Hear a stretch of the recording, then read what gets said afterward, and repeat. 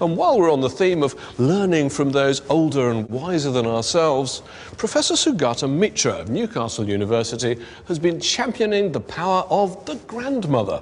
Tim Samuels went to Gateshead to find out more. Val Almond and Debbie Mann are the vanguard of a revolutionary new approach to global education. Once a week they log onto their computers to talk to, read and play games with groups of children from remote parts of India. Hello.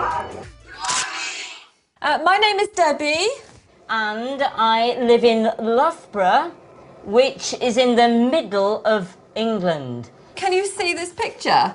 Yes. What is it? This cross-cultural education project is the brainchild of Professor Sugata Mitra, who, originally from India himself, took on a post at the University of Newcastle 4 years ago. What's the problem at the heart of what you're trying to address? You can have places where you can't build a school. Such places exist in the world. And even more commonly, you can have places where you have schools, but good teachers don't want to or cannot go. So what do you do about that then? Because there are children everywhere, and that's what I'm trying to address. Let's talk about how this started. Well, that was 12 years ago, and at that time I was working in Delhi and I was training people to learn how to program computers. And only the rich children got the opportunity to join these expensive training programs. The poor children did not. But there was nothing to prevent the poor children from having the abilities to be excellent programmers. So I thought to myself, what would happen if I put a computer like an ATM in a wall in a slum? What Sugata observed was that children would flock to these hole-in-the-wall computers and, without any knowledge of IT and little or no English, teach themselves how to use them. And when I asked them, they said, well, if you've given us a computer which works in English, then we have to teach ourselves English in order to use it, which sounds very simple, but that's what they were doing. The lesson from that first 5 years of experiments is that groups of children given access to a computer in an unsupervised environment will be capable of self-instructing them to use it. Sugata then took his experiment a step further to see if he could deepen the children's learning experience. I asked a friendly girl in the neighborhood who they sort of played with. I asked her to pretend or to use what I now describe as the method of the grandmother, which is that you stand behind the children and you admire them. Every time they do something, you say, well, I couldn't have done that. My God, when I was a kid, I would have never been able to find this. The children love that, obviously, and they want to show off to that figure. So when I came back to Britain, I started a recruitment drive, so to speak, for grandmothers who have broadband and who are willing to give me 1 hour of their time every week for free. Excellent. Again. What's their job? Their job is to provide that additional 20% boost to the children by admiring them. Excellent. Give yourselves a clap. That's what I'm trying to achieve in India using the British granny cloud, as it's called. And there are now about 200 people from all over the UK in the granny cloud. You don't actually have to be a granny to take part, though. Grizzly, fantastic, well done. Can you tell me what this is I am wearing and who would wear it?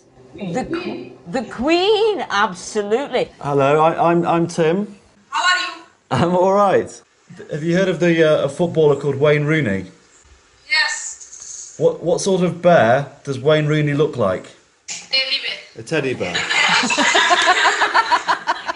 So many children in the world don't have access to education because of the remote area they live in, they're poor, whatever. Can you see how the leaves have dropped from the trees? That's very near to where I live. But through technology, you can get through to the poorest of children.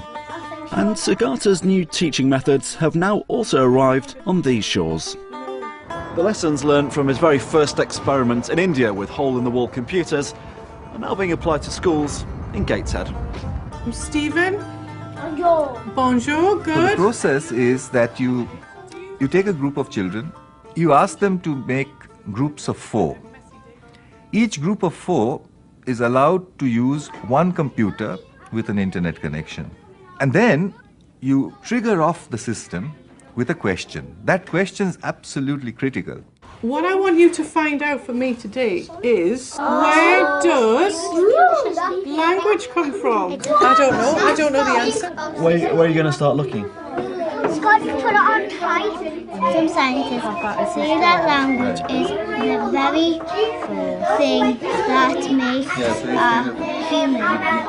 It says on here, where did yours just there? Way in the base. Well, no, it says, where does language come from? What website's this? Wiki Answers? Would it not be easier if the teacher just told you where language came from? No, because then we won't really be learning anything for ourselves. Like when you get a hard question and if like you find it out, it makes you feel much older. Do you? That's what you feel about 9.5? Yes. What does that mean? And Scott, whoa, I had my doubts about, is this really learning? It's efficient, the children enjoy it, the right answer always comes back, but is it really learning? That's a lot of stuff. I wouldn't have been able to get this much in such a short time. Really? So I waited for 2 or 3 months. I went back to the children. I asked them the same question, this time saying, you cannot discuss with anybody. You have to answer it yourself. And noticed very quickly that they were answering, that everybody was answering it correctly. And they were answering it with something akin to photographic recall. So I would tend to believe that what we are seeing here is deep learning happening through a mechanism which is very different from the existing model of how we educate. Are you ready? Go on then, Jack. Experts who study language know that there is no simple answer that explains what words came from. Over here with our well-staffed schools, the internet allows teachers to experiment with different ways of learning, and it kind of depends on the attention span of the kids on any given day.